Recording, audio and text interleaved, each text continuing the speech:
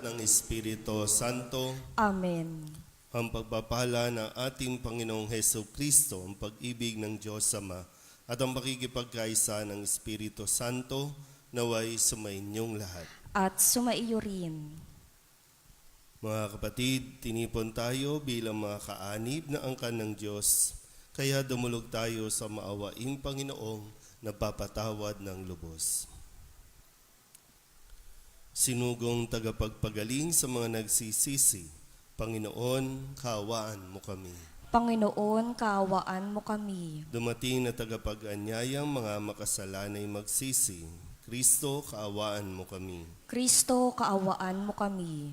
Nakaluklok ka sa kanan ng Diyos Ama para ipamagitan kami. Panginoon, kaawaan mo kami. Panginoon, kaawaan mo kami. Kaawaan tayo ng makapangyarihang Diyos, patawarin tayo sa ating mga kasalanan at patnubayan tayo sa buhay na walang hanggan. Amen. Manalangin tayo. Ama naming makapangyarihan, ang iyong paglingap ay di nakukulang sa iyong pagsubaybay sa tanan. Iniluluhog naming iyong pawiin ang tanang makapipinsala sa amin at iyo nawang panatilihin ang pakikinabangan naming walang maliw sa pamamagitan ni Jesucristo kasama ng Espiritu Santo magpasawalang hanggan. Amen. Magsiupo na po ang lahat.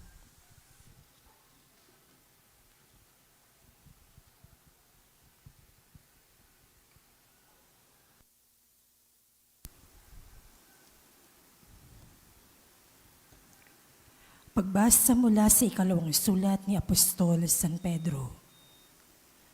Mga pinakamamahal, samantalang hinihintay niyo ang araw ng Diyos, magsikap kayong mabuti upang madali ang pagdating ng araw na iyon. Araw ng pagkatupok ng kalangitan at pagkatunaw sa matinding init ng mga bagay na naroon.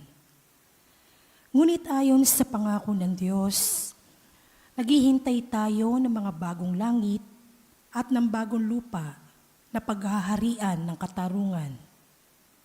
Kaya nga, mga minamahal, samantalang kayo'y naghihintay, sikapin ninyong mamuhay na payapa, walang dungis at kapintasan. Alalahanin ninyong kaya nagtitimpi ang Panginoon ay upang bigyan kayo ng pagkakataong maligtas. Ngayong ito'y alam na ninyo, mga kapatid. Dapat kayong mag-ingat upang huwag kayong mailigaw ng mga taong walang matuwid na patakaran.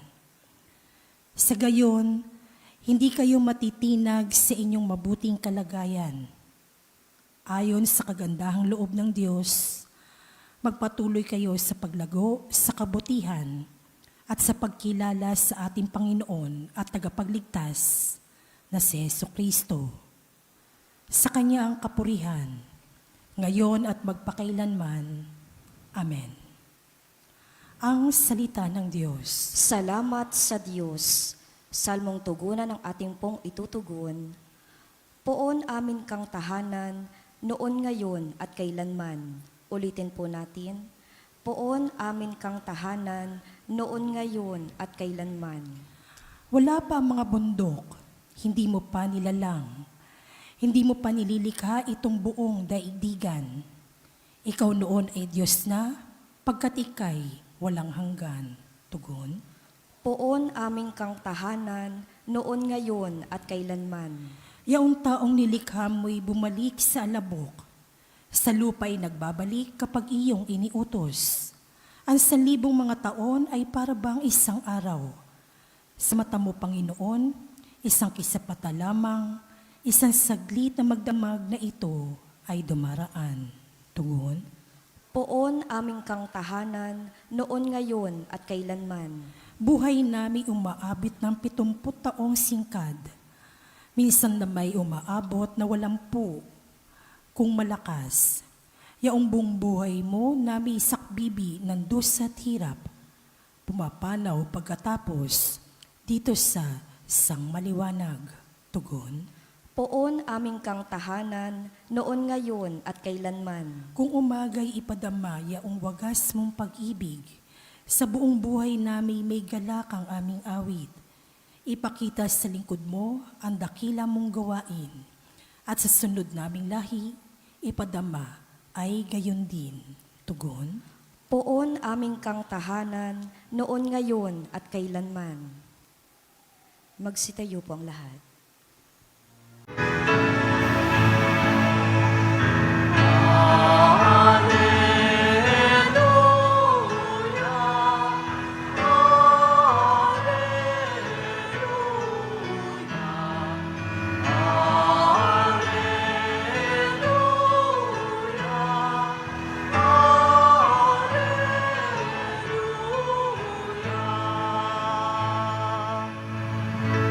Sa daigdig ay laganap,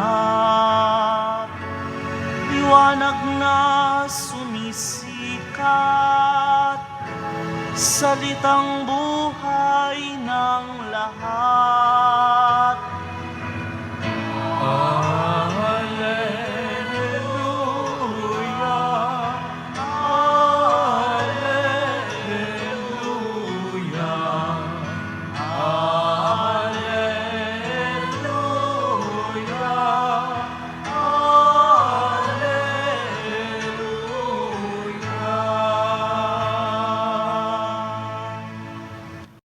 Sumainyo ang Panginoon. At sumayo din. Ang mabuting balita ng Panginoon ayon kay San Marcos. Papuri sa iyo, Panginoon. Noong panahon iyon, ilang Pariseo at ilang kampon ni Herodes ang pinapunta kay Jesus upang siluin siya sa kanyang pananalita. Lumapit sila sa kanya at ang sabi, Guro, nalalaman po namin kayo'y tapat at walang pinaninihan sapagkat pareho ang pagtingin ninyo sa lahat ng tao. At itinuturo ninyo kung ano ang kalooban ng Diyos sa mga tao. Naaayon mo ba sa kautusan ang pagbabayad ng buwis sa Cesar? Ngunit batid ni Jesus na sila'y nagkukunwari. Kaya sinabi niya sa kanila, bakit maligin ninyo akong siluin? Bigyan niyo ako ng isang dinaryo. Hihingan ko. At kanilang binigyan siya. Kaninong larawan at pangalan ang nakaukit dito? Tanong ni Jesus. Sa Cesar po, tugon nila.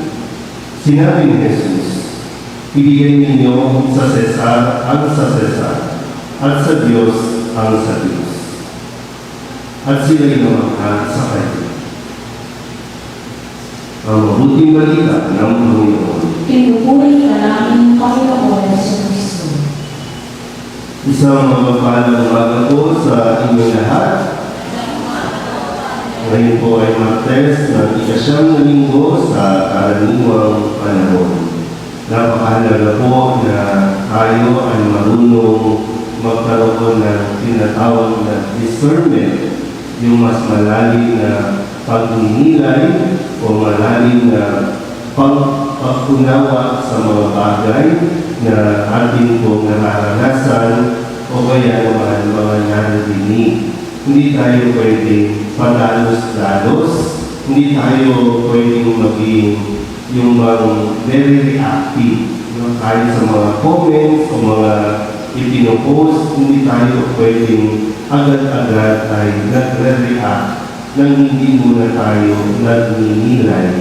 Dahil kadalasan, diyan tayo nasisira o diyan tayo bumabagsak.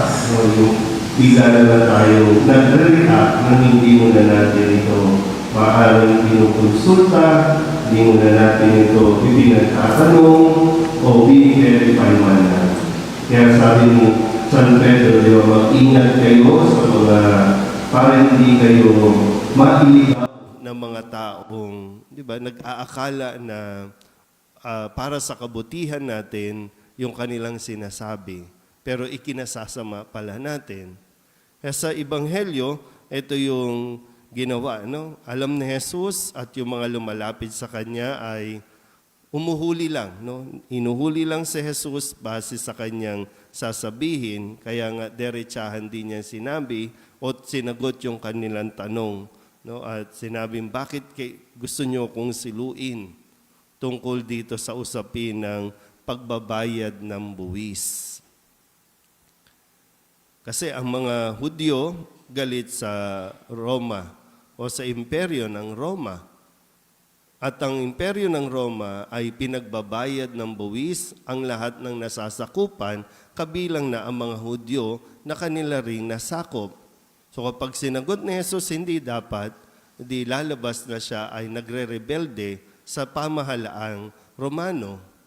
Na magkakagulo, pwedeng huhulihin sa Jesus dahil sa kanyang mga ipinapahayag. Pero ito po yung ipinapaalala din sa atin, no? Na hindi rin tayo dapat na humiwalay. Kasi ang bawat, sabihin na natin, no? Lahat ng Katoliko, siyempre, lahat na ng mga relihiyon o sekta, yan ay sakop ng gobyerno. At bilang isang mamamayan o citizen, ay meron tayong responsibilidad tumugon sa panawagan ng gobyerno, lalong-lalo na sa pagbabayad ng buwis. Mahalaga ang buwis dahil ito ang gagamitin ng ating pamahalaan para sa mga proyekto o matugunan din ang pangangailangan ng mga programa na para lalo na sa mga mahihirap. Hindi natin pwedeng i-justify o sabihin na taong simbahan ako, kaya hindi ako dapat magbabayad ng buwis. Maging si Jesus, inutusan niya si Pedro na magbayad ng buwis. Sino bang hindi na nagbabayad ng buwis dito? O sinong hindi nagbayad? At i-justify natin yung simbahan. Minsan laging ganun, no?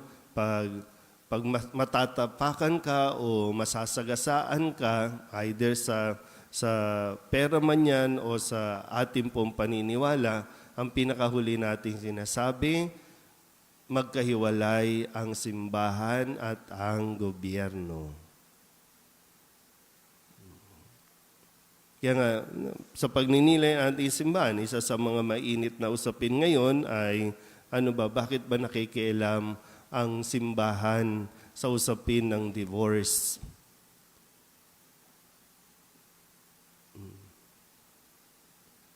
Ano nga ba?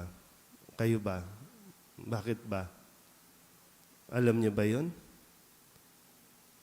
May mga usapin, no, na talagang kailangan din natin magsalita dahil siyempre bahagi tayo ng gobyerno. Bahagi tayo ng isang lipunan nang ninanais nga sana maging magkatuwang at dapat magkatuwang ang simbahan at ang gobyerno. Bakit pilit natin pinaghihiwalay? At bakit natin pilit na pinag-aaway? Ang gobyerno ang sasabihin para sa kapakanan. Kasi hindi na sila masaya. Kasi nagbubugbugan na sila. Kaya gusto natin ng batas. Samantala, ayaw natin pakinggan ang sinasabi ng simbahan na para sa kapakanan ng lalo higit ng buong pamilya, hindi lang ng isa, kundi ng buong pamilya. Yan, sadyang mabilis tayo mailigaw. Lalo na kapag sinabi ng isa na para maging masaya kayo. So parang ang gusto sabihin, ayaw ng simbahan na maging masaya kayo. Kaya kailangan natin mas maging matalino. Marami ang gusto tayong iligaw. Marami ang gusto tayong lalong alisin sa tamang direksyon dahil sa kanilang mga mapalabok at mga mapanlinlang na mga pananalita. Akala natin maganda.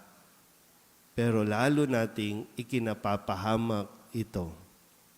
Kaya katulad na ni Jesus, pinakita niya sa kanyang pagharap sa mga gustong sumira sa Kanya, ay mas pagnilayan muna natin ng mabuti bago po tayo magbitaw ng ating mga comments, bago tayo magbitaw ng ating mga sariling opinion. Amen?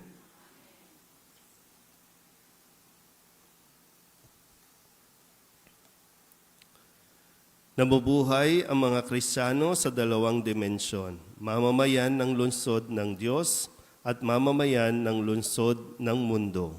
Manalangin tayo na maituon natin ang ating mga puso sa walang katapusang kaharian na darating para sa pangangailangan ng mundong ito.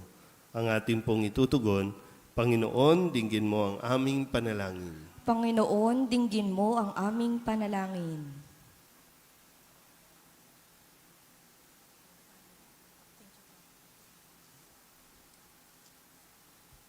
Ang mga pinuno at miyembro ng simbahan naway maging makatotohanan sa kanilang tungkulin na maging mga propeta, saksi, laban sa mga demakataong krimen at kawalang katarungan. Manalangin tayo sa Panginoon. Panginoon, dinggin mo ang aming panalangin. Ang mga pinuno ng gobyerno naway makatarungang gamitin ang mga bagay na para sa Sesar. Manalangin tayo sa Panginoon. Panginoon, dinggin mo ang aming panalangin. Ang mga pinuno at mamamayan ng komunidad naway magkaroon ng kamulatang ukol sa kanilang tungkulin bilang taong dapat na magbayad ng buwis. Manalangin tayo sa Panginoon. Panginoon, dinggin mo ang aming panalangin. Ang mga may sakit naway maunawaan na nagiging isang dakilang biyaya ang kanilang paghihirap kapag iniugnay sa paghihirap ni Kristo. Manalangin tayo sa Panginoon. Panginoon, dinggin mo ang aming panalangin. Yaong mga tumawid sa pinto ng kamatayan, naway makarating sa walang hanggang lungsod sa langit. Manalangin tayo sa Panginoon. Panginoon, dinggin mo ang aming panalangin. Idulog din natin sa Panginoon ang ating mga personal na kahilingan at mga panalangin para sa ating mga pamilya, kasama din ang mga kahilingan ng mga nanonood sa online. Lahat ng mga misang pasasalamat, espesyal na intensyon, agarang paggaling ng mga may sakit at ang lahat ng mga kaluluwa na inihiling na ipagdasal sa misang ito.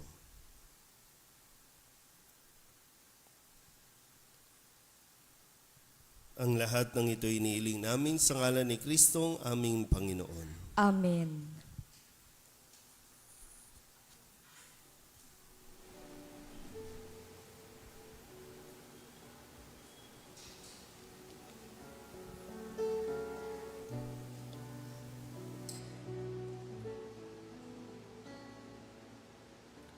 Alay namin aming buhay, bawat galak at lumbay, bawat pangarap naming taglay sa palad mo ilalagay.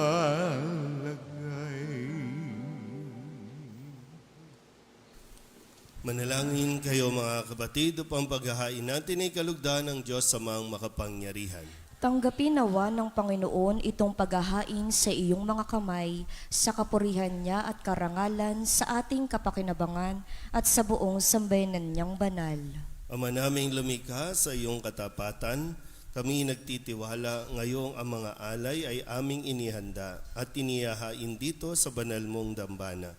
Sa kagandahang loob mong sa aming dumadalisay, kami naway makaganap ng may malinis na kalooban sa paglilingkod namin sa banal na pagdiriwang. Sa pamamagitan ni Jesucristo, kasama ng Espiritu Santo, magpasawalang hanggan. Amen. Sumainyo ang Panginoon. At sumaiyo rin. Itaas sa Diyos ang inyong puso at diwa. Itinaas na namin sa Panginoon. Pasalamatan natin ang Panginoong ating Diyos. Marapat na siya ay pasalamatan. Ama naming makapangyarihan, tunay ngang marapat na ikaw ay aming pasalamatan. Ikinalugod mong likain ang sanlibutan na iyong pinagbabago at idinarangal sa pamamagitan ng iyong anak na kinalulugdan. Kaya tutang na loob ng iyong mga itinatangi at ng mga banal na kapiling mong lagi ang iyong paggiliw at pagkakandili. Kaya kaysa ng mga anghel na nagsisiawit ng papuri sa iyo nang walang humpay sa kalangitan, kami nagbubunyi sa iyong kadakilaan.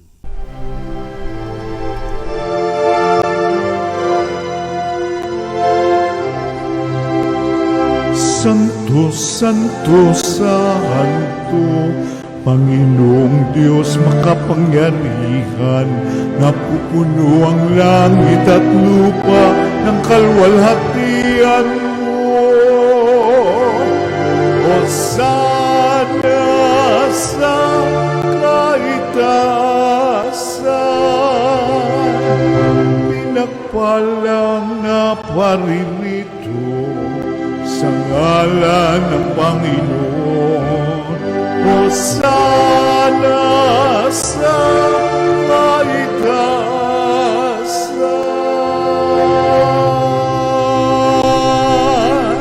Ama naming banal, ikaw ang bukal ng tanang kabanalan, kaya't sa pamamagitan ng iyong Espiritu, gawin mong banal ang kaloob na ito upang para sa aming maging katawan at dugo ng aming Panginoong Hesu Kristo. Bago niya pinagtiis ang kusang loob na maging handog, hinawakan niya ang tinapay, pinasalamatan kaniya, pinaghati-hati niya iyon, iniabot sa kanyang mga alagad at sinabi, "Tanggapin ninyong lahat ito at kanin, ito ang aking katawan na iahandog para sa inyo."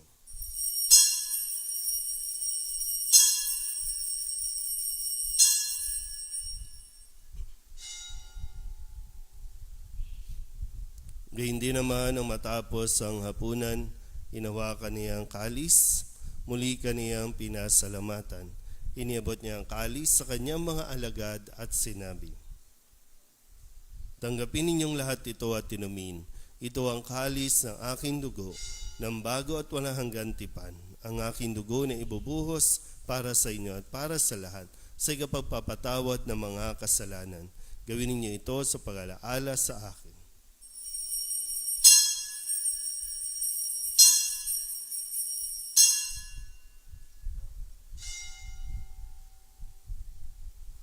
Ipagbunyi natin ang misteryo ng pananampalataya. Si Kristo'y namatay, si Kristo'y nabuhay, si Kristo'y babalik sa wakas ng panahon.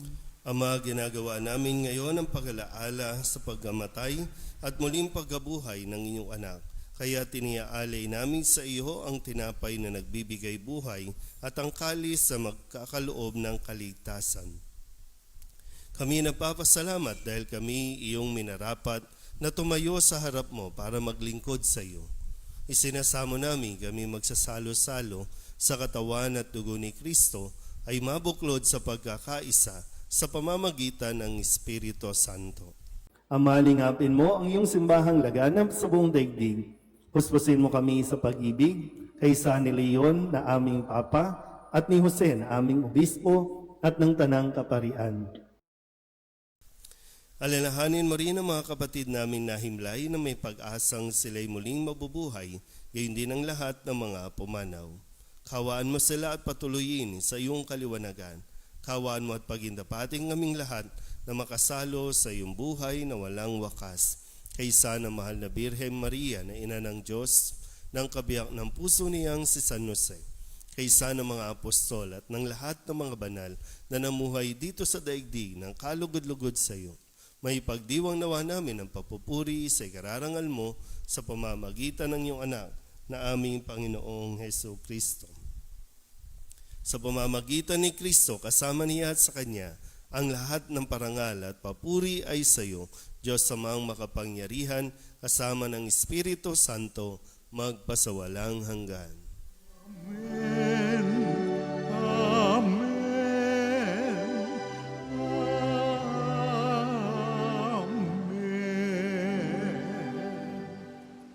Sa tagubilin ng manakagagaling na utos at turo ni Jesus sa Panginoon natin at Diyos, ipahayag natin ang lakas loob.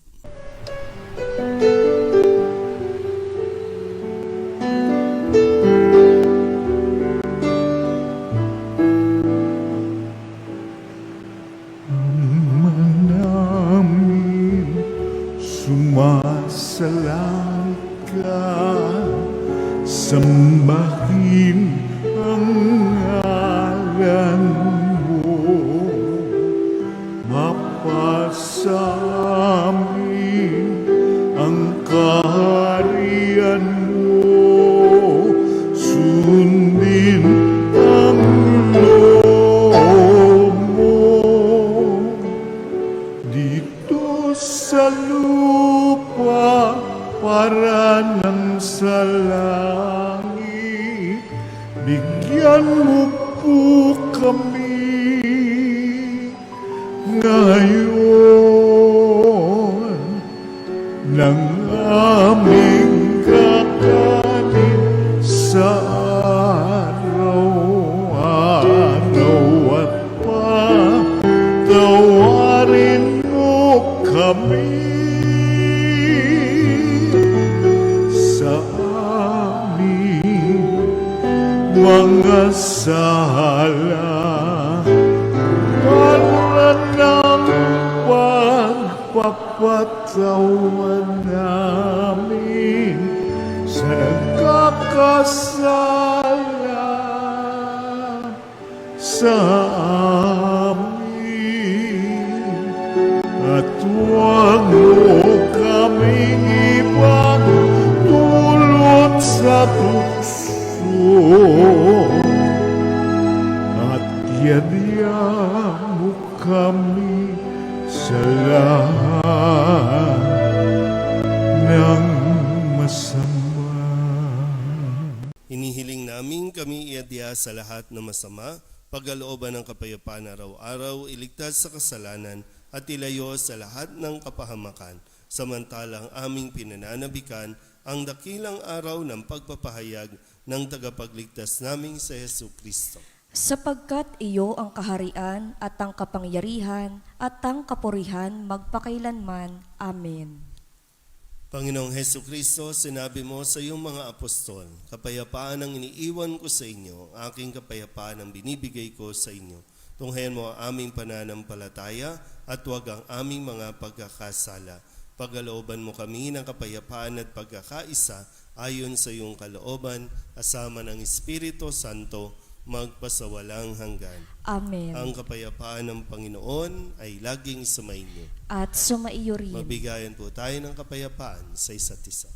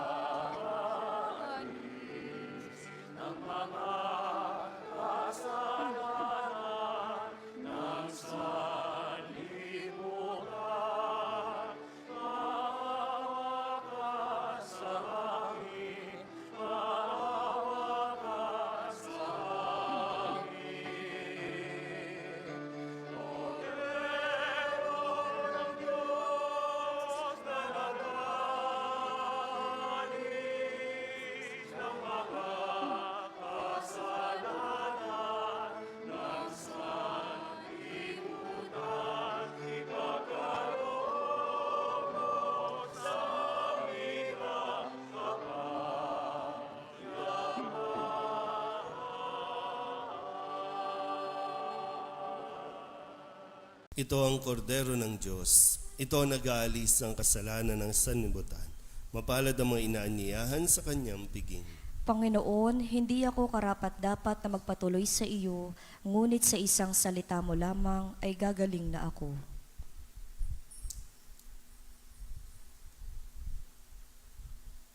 katawan ni Kristo.